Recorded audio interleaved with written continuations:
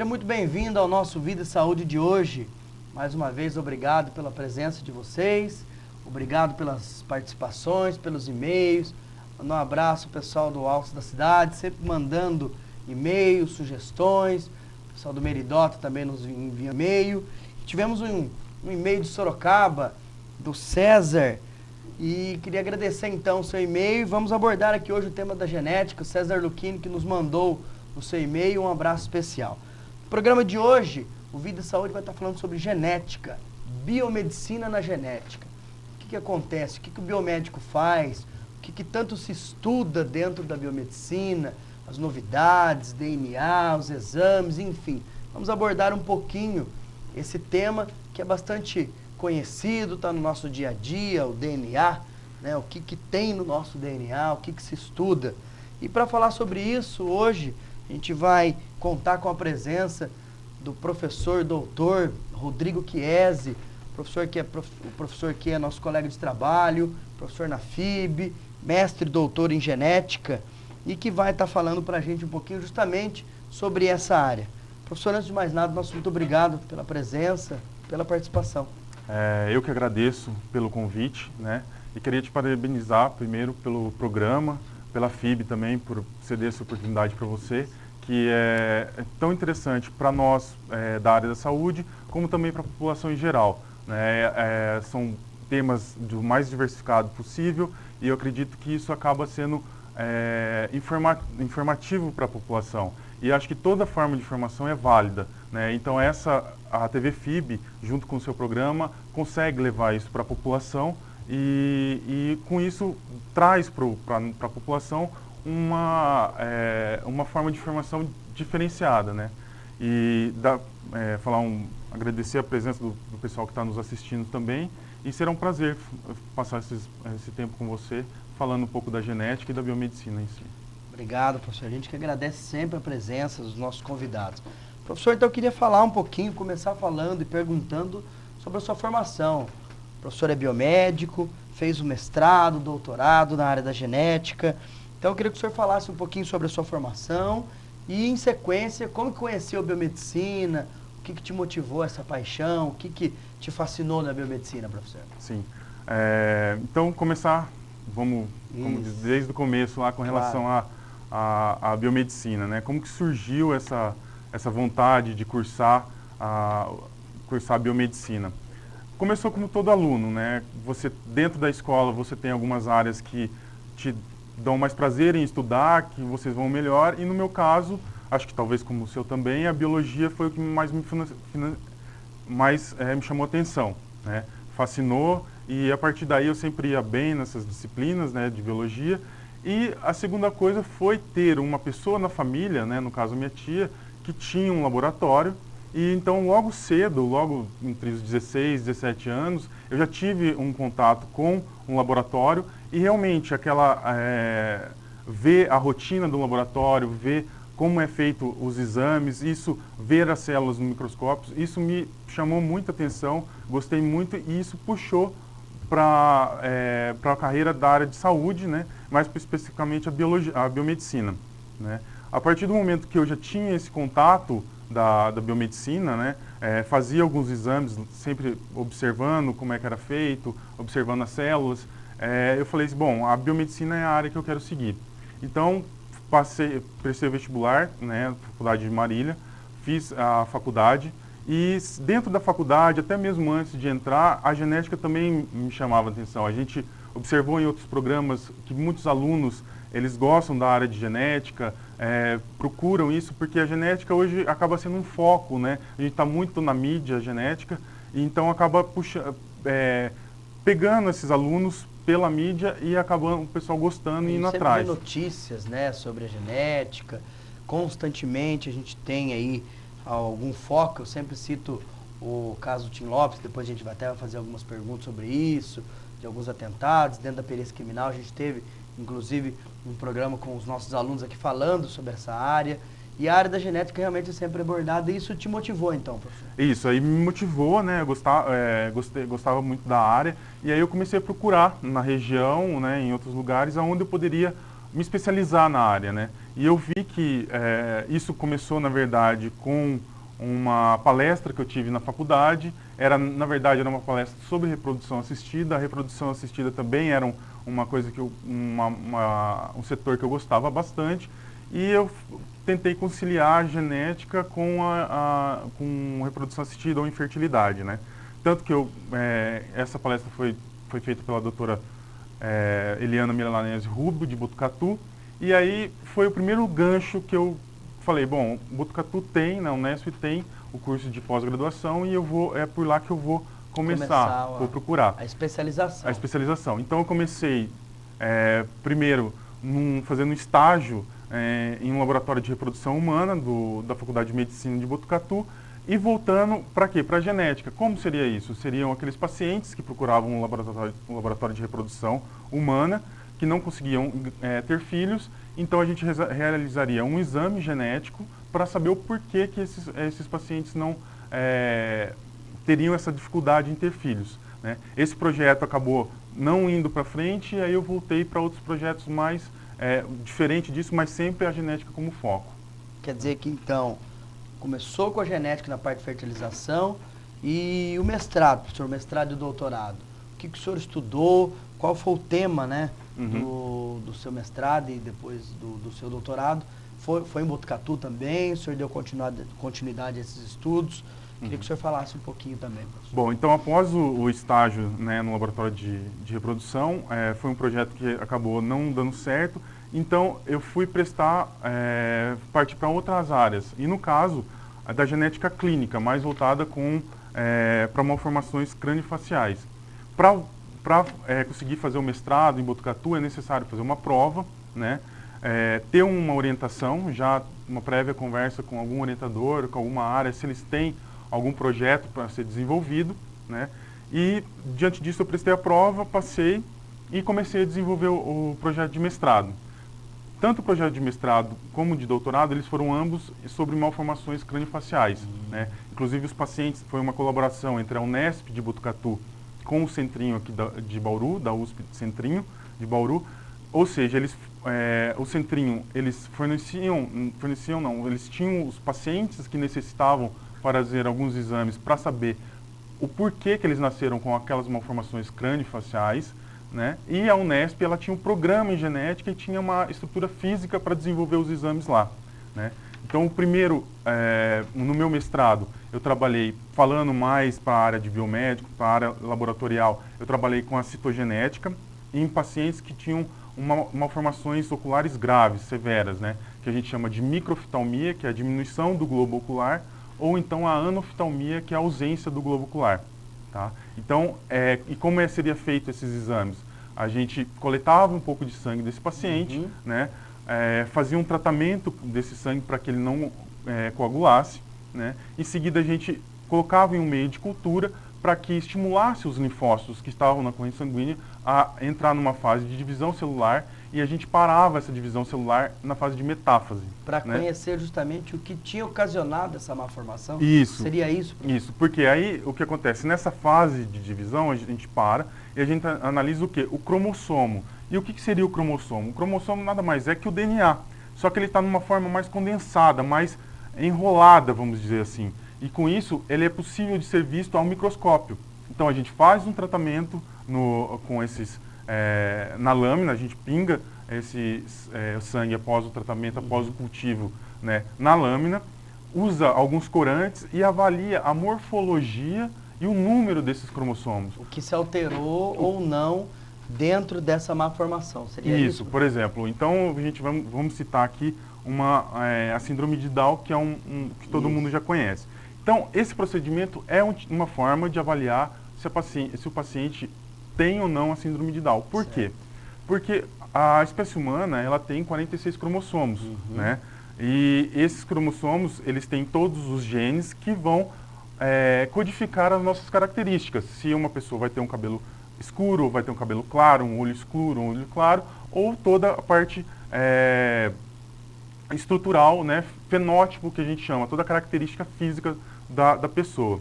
No caso da síndrome de Down, ela tem aquelas características já específicas da síndrome, né? E ela tem um cromossomo a mais, ou seja, ela tem um cromossomo 21 a mais. Então, a citogenética, que foi o meu mestrado, ele avaliava o número do cromossomo. Será que aquela quantidade de cromossomos são os 46 que tem que ter na espécie humana? Ou está com um número a mais, está com um número a menos? Ou então a morfologia, porque eles são já bem definidos, o tamanho de cada cromossomo, a posição de uma região que a gente chama de centrômero. Então, qualquer uma alteração na morfologia, né, que a gente chama de deleções, né, que perdeu uma região, duplicações, teve um ganho de uma região, isso expressa diretamente no fenótipo. Então, poderia explicar a malformação daquele paciente, né? Seria isso o meu mestrado. Né? Até aproveitando, então vocês vejam como a formação do biomédico, ele sempre faz a graduação, se forma e vai buscar cada vez mais esse aprimoramento. O professor Rodrigo fez aí um intercâmbio, vamos dizer assim, já saiu da graduação, foi buscar uma especialização, foi para o mestrado, doutorado, ou seja, sempre buscando um aprimoramento para esse atendimento da comunidade, desde as pesquisas e até mesmo na questão laboratorial. Professor, hoje o que mais se realiza na genética? As doenças, né? Falando, o senhor falou de exames e já comentando um pouquinho do seu doutorado. O que mais se realiza hoje? Quais as doenças que mais se diagnostica hoje? É possível hoje se diagnosticar algumas doenças através da genética? Ou seja, eu, juntamente com o sangue meu e, por exemplo, da minha esposa, eu consigo prever se eu tenho a possibilidade de ter filho assim ou assado. Não estou dizendo a questão da aparência, mas na questão da doença. Hoje eu acho que a genética já avançou para isso. É isso mesmo, professor? Sim, nós temos essa condição, né? Normalmente, todos os exames genéticos, eles já vêm, primeiramente ele vem acompanhado de uma indicação médica, né? Então, por exemplo, é difícil a uma pessoa normal, que não tenha nenhuma alteração, né, que chegue e fale, eu quero fazer um exame de genética, né? Isso ainda já existe, né? A gente chama até de uma medicina personalizada, mas ainda é muito pouco. Não é nada popular, assim. Eu vou num laboratório e quero fazer. Não, mesmo porque você tem que ter um acompanhamento médico geneticista, né, que vá indicar quais são os exames que realmente... Tem que ter um motivo sério, grave ou significativo para que se faça, então, esse tipo de exame. Sim, porque são exames caros também, né? Então, você tem que saber o que você vai pesquisar. Né, o que você vai estudar, seja na análise cromossômica ou numa análise do gene. Por outro lado, até quando eu comento isso em sala de aula, o pessoal até se assusta um pouco, mas o cariótipo, por exemplo, que é um exame mais acessível, vamos dizer, ele poderia ser feito no caso daqueles pacientes que queiram ter filhos. Porque a gente tem uma alteração no cromossomo, né, que a gente chama translocação, né, onde dois cromossomos estão unidos, né? E essa união, ela pode gerar filhos, seja com uma alteração morfológica, né? Uma alteração no fenótipo grave, ou então pode até mesmo um casal ter 100% de chance de ter filho com síndrome de Down, por exemplo. Né? Isso eu consigo ver no cariótipo. No cariótipo, né? Um exame mais simples. Mais cariótipo, professor, para traduzir, eu faço uma coleta de sangue e vou separar o material genético, seria isso? Isso, eu vou fazer uma coleta de sangue, né? Esse sangue eu vou adicionar em um meio de cultura que vai estimular as células a se dividir. As células que a gente estuda são linfócitos, né? Então, a partir do momento que eles começam a se dividir, a gente usa um outro reagente que inibe esse crescimento e para a divisão celular na fase que a gente chama de metáfase. Com isso, o cromossomo nada mais é que o DNA, só que de uma forma mais condensada. Nessa fase, ele atinge o máximo da sua condensação, do DNA ele se condensa, e com isso a gente consegue ver ao microscópio. A gente pinga esses linfócitos, cromossomos na lâmina, né? Consegue avaliar um cromossomo por vez, do cromossomo 1 até o cromossomo 22, e os cromossomos sexuais, X e Y, né? E com isso, essa avaliação, a gente pode estimar uma chance de uma previsibilidade da possibilidade de uma doença ou, no caso, do surgimento de uma síndrome de Down, por exemplo. Isso. O futuro é o quê? A partir do momento que estejam mais correto a análise de genes, porque aí a gente não estuda o cromossomo, mas sim uma região do DNA, né? Nós poderíamos fazer isso que você tinha me perguntado, que é a medicina personalizada. Você chegar e falar assim, mas meu pai teve doença cardíaca, minha mãe teve um câncer, então eu gostaria de fazer esse exame para ver se eu tenho chance de desenvolver um se problema. alguém na minha família, ou se meus filhos possam vir a ter. Isso. O caso mais recente hoje foi da caso da Angelina Jolie, que ela retirou os seios, né, os 2 seios, porque a mãe dela teve câncer, morreu cedo, e ela fez um exame genético que verificou que ela tinha uma mutação no gene BRCA1, BRCA2. Então ela tinha essa chance. Ela tinha mutação. Quando ela tem a mutação, houve uma estimativa que ela tinha chance de até 80% de chance dela ter câncer de mama. Então, quando o paciente observa que tem uma mutação, aí cabe o biomédico também pode fazer o aconselhamento genético. O aconselhamento não é dizer o que o paciente tem que fazer, mas sim dar opções para ele e para que ele faça.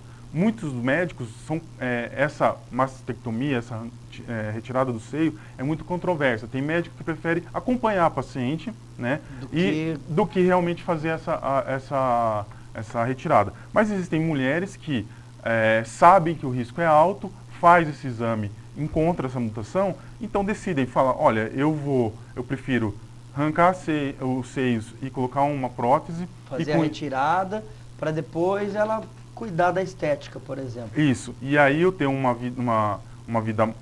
qualidade de vida maior, né? Posso cuidar dos meus filhos sem ter sem ficar me preocupando, será que eu vou ter o câncer, será que não vou ter? Então, não que a retirada também elimine 100%, mas diminui o risco consideravelmente. Perfeito. Bom, como vocês podem observar, a gente está falando hoje sobre a genética, sobre o campo de trabalho, da biomedicina e principalmente trazendo algumas informações dentro do campo da genética, o que ela pode agregar para a população em geral e principalmente para a sua qualidade de vida. Eu gostaria de chamar um vídeo bem rápido e breve, justamente para mostrar um pouquinho de como essa genética funciona, como é um DNA, como que ele se desenvolve, como que ele se separa. Um breve vídeo e a gente já volta. Se pudéssemos viajar ao nosso interior, a uma célula, veríamos 23 pares de cromossomos em um núcleo. Cada cromossomo contém uma molécula de dupla hélice, o DNA. Se esticássemos todos os cromossomos, o DNA de uma só célula se estenderia a 1,5 metro de comprimento. Essa dupla hélice é formada por elementos básicos, chamados nucleotídeos, que contêm um alfabeto de 4 letras, as bases nitrogenadas. A sempre emparelha com um T, C sempre com G. 4 letras. Tais informações encontram-se em trechos do DNA denominados genes, que servirão de molde para a formação de moléculas mensageiras, os RNAs mensageiros. Os elementos básicos de cada RNA mensageiro e do DNA são as bases. As bases de um filamento do DNA especificam a ordem das bases de um novo filamento de RNA mensageiro. O DNA sempre permanece dentro do núcleo, enquanto o RNA mensageiro viaja em direção ao citoplasma. Lá, uma máquina de produção de proteínas chamada ribossomo lê o RNA mensageiro para criar uma proteína em particular. Cada 3 nucleotídeos de molécula de RNA mensageiro identifica um aminoácido, unidade formadora de proteína, que será transportado por um outro tipo de RNA até o ribossomo, o chamado RNA transportador. As moléculas de RNA transportador auxiliam na tradução do código genético contido no DNA e no RNA mensageiro em questão, produzindo com isto uma proteína específica. As proteínas são as operárias. Algumas formam estruturas tais como tendões ou pelo. Outras percebem luz, sentem sabores, controlam reações químicas, levam mensagens entre as células e muito mais. Para nos entender do ponto de vista molecular, os cientistas leem 3 bilhões de letras que formam o DNA do genoma humano. Os diferentes conjuntos de genes integram os complexos fatores ambientais para influenciar características como a nossa aparência, personalidade e risco de doenças, como o câncer ou problemas do coração. Uma maior compreensão de nossos genes, de como agem e interagem entre si e com o ambiente, nos ajudará a entender melhor a complexidade e a maravilha da vida.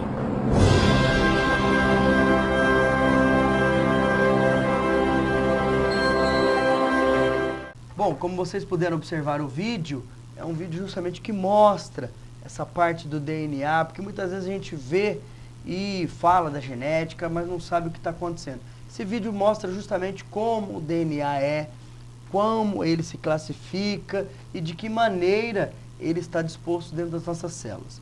A gente vai para o intervalo e volta em instantes justamente para começar a falar do campo de trabalho, da genética, parte laboratorial, células-tronco, transplante, o que isso está agregando na vida da população em geral e na nossa qualidade de vida. A gente volta em instantes. Até já.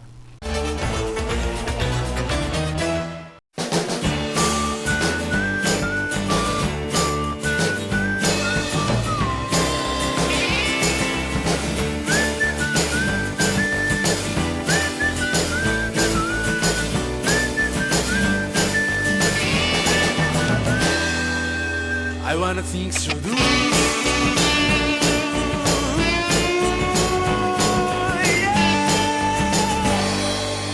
I wanna things to do. Estamos de volta com o nosso Vida e Saúde. No Vida e Saúde de hoje, a gente está falando sobre genética, sobre o campo de trabalho da genética, agradecendo mais uma vez a presença do doutor biomédico aqui, o nosso professor Rodrigo Chiesi, que é doutor, que é mestre e doutor na área da genética, professor aqui na FIB e que hoje está esclarecendo algumas dúvidas. Professor, o senhor que é doutor na área da genética, eu queria que o senhor falasse mais um pouquinho justamente sobre como foi o doutorado e já, na medida do possível, falasse para nós a parte laboratorial, campo de trabalho, por favor. Pois não. Bom, logo depois que eu acabei o meu mestrado, né, a gente teve alguns resultados. Esses resultados eles não foram, em alguns pacientes a gente conseguiu prever, né, o porquê que aconteceu, mas nem em todos a gente conseguiu achar a etiologia, a causa da malformação craniofacial. Bom, diante disso, eu já emendei o doutorado direto na sequência, né, e a gente continuou com o mesmo enfoque, o quê? Procurar a causa dessas malformações craniofaciais.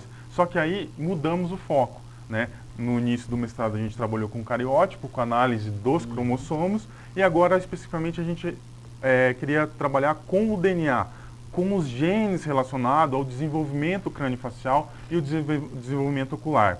Com isso existe um grupo de pesquisa especialista em malformações oculares, né, que eles, do Reino Unido, né, da Escócia, e o meu orientador daqui, minha orientadora, entraram em contato com ele e pediu se gostaria, se pudesse haver um intercâmbio. Como seria isso? Nós levaríamos as amostras de DNA para lá e lá a gente realizaria os exames, né?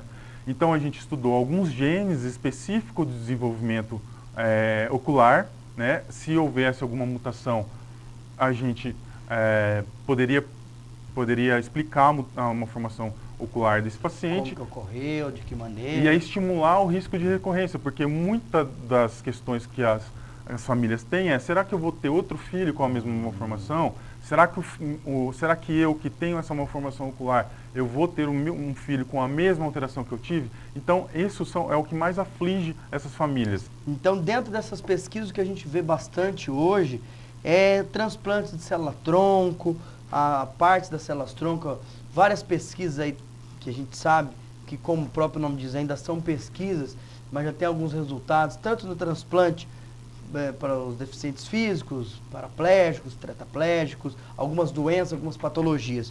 Então, hoje a genética e o biomédico também estuda isso, professor. Sim, as células-troncos ela vem como uma grande promessa, né? Uma grande promessa de muita esperança, né? Isso. De várias pessoas aí que perderam a mobilidade, seja em acidente, e mesmo com algumas doenças, como a própria diabetes, sim, né? Sim. Mas nós temos que ter muita cautela com relação a isso, porque como você mesmo falou, ainda são pesquisas. A gente não tem alguns dados, a gente já tem dados comprovados, né, que são benéficos, mas ainda são muito estudo, tem que ser muito estudado ainda, né.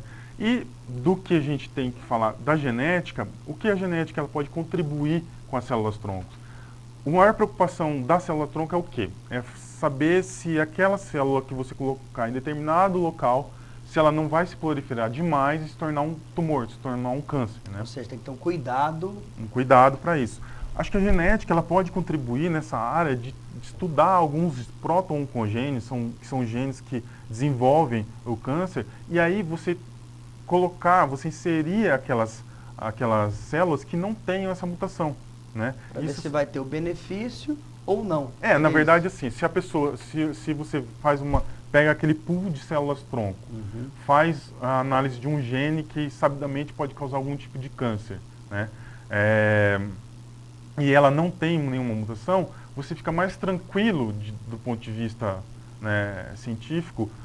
Isso não quer dizer que ela não vai desenvolver um câncer, mas provavelmente ela tem uma chance menor, né? Então eu pego um pool de célula, vejo que aquelas células ela tem uma mutação em um gene que pode desenvolver um câncer. Então você fala, opa, peraí, então é melhor eu não utilizar essa alíquota de células-tronco, eu vou utilizar uma outra, né? Então acho que a genética ela pode contribuir nessa área da célula-tronco. Bom, então como vocês podem observar, a gente está falando sobre genética que tem muito mito, muita coisa a ser estudada, ainda muito material a ser estudado. Professor, e a parte da fertilização?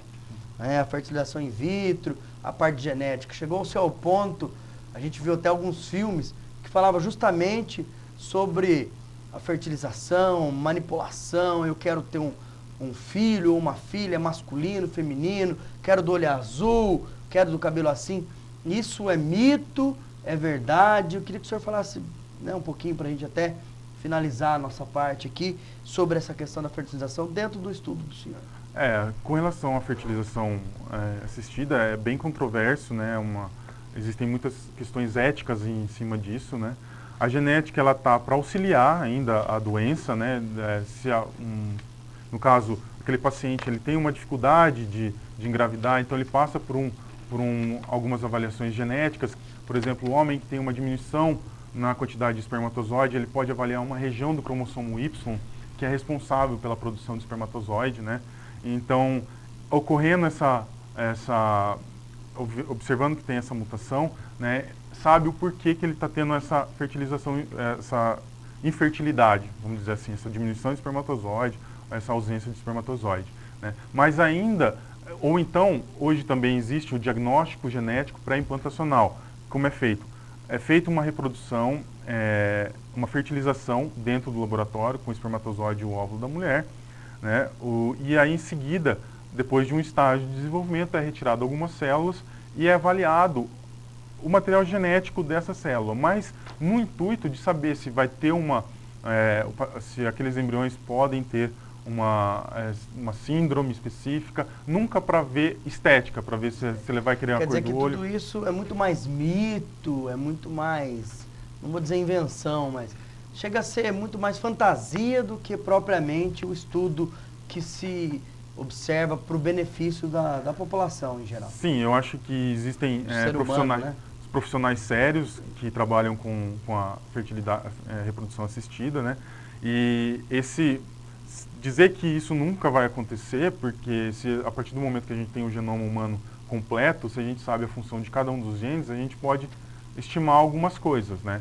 Mas eu acho que você fazer uma eugenia, que se chama, que é selecionar um embrião perfeito, vamos dizer, eu acho que ainda está longe, eu acho que isso é muito controverso, não há um consenso quanto a isso, e tem que ser tratado com muita cautela esse tipo de assunto. Tá? Okay. Bom, a gente está chegando ao fim do nosso programa. Quero agradecer bastante aqui a presença do nosso colega de trabalho, o professor Rodrigo, que é mestre, doutor na área da genética, biomédico. Professor, obrigado pela presença, né? E queria que o senhor fizesse as suas considerações, né? Tá. Bom, Luiz, eu que agradeço pelo convite. Gostei muito de vir aqui. É um programa excelente, como eu já havia dito no início do nosso programa, dizendo que é bom para a população, né, é bom para os alunos, e você está de parabéns pelo programa, a FIB também por ceder essa oportunidade a você, e desejo muito sucesso no programa, que tenham vários programas aí pela frente, e o dia que você quiser me chamar para a gente bater um papo, fique à vontade, será um prazer. Bom, oportunidade não vai faltar, a gente tem vários e vários assuntos para falar, e se Deus quiser a gente realmente vai ter a presença do professor aqui de novo. Mais uma vez, muito obrigado pela sua participação, mais uma vez mande seu e-mail, doutorbiomédico@gmail.com. Fique à vontade de fazer as suas críticas, sugestões, espero que tenha gostado. Hoje falamos aí sobre a biomédica, a biomedicina dentro da genética. E espero que tenham gostado, fiquem com Deus e até a próxima. Um grande abraço. Obrigado.